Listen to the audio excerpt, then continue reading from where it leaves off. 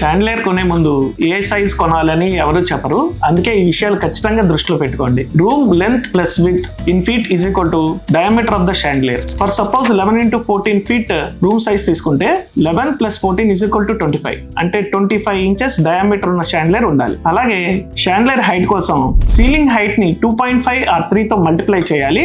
10 feet ceiling height ఉంటే 25 or 30 inches height ఉన్న chandelier is good. And overall గా floor నుంచి 7 feet గ్యాప్ ఉండేలాగా చూసుకుంటే మంచిది. నెక్స్ట్ ఏదైనా డైనింగ్ టేబుల్ పైన షాండ్లియర్ గానీ హ్యాంగ్ లైట్ గానీ పెట్టాలి అనుకుంటే లైట్ అనేది 1/2 or 2/3 width of the table ఉండాలి.